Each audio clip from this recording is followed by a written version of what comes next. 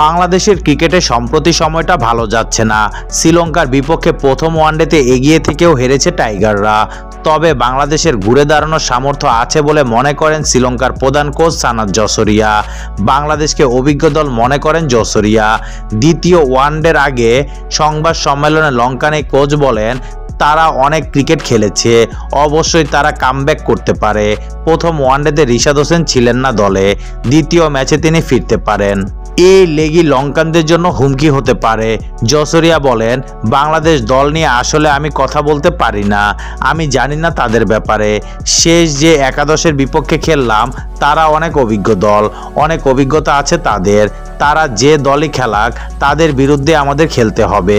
আমাদের প্লেয়াররা এখন আত্মবিশ্বাসী আছে, তবে আমরা এটাকে সব ধরে নিতে পারি না। আমাদেরকে কঠোর পরিশ্রম করতে হবে যদি আমরা বাংলাদেশের বিপক্ষে জিততে চাই। প্রথম ম্যাচে বাংলাদেশের ব্যাটিং বিপর্যয় নিয়ে জসরিয়া বলেন, ক্রিকেটে যে কোনো কিছুই হতে পারে। আমরা যেভাবে বাংলাদেশকে চাপ দিয়েছিলাম সেটা জরুরি ছিল। বাংলাদেশ প্রথম 15 ওভারে দারুণ খেললেও আমরা ভেঙে পড়িনি।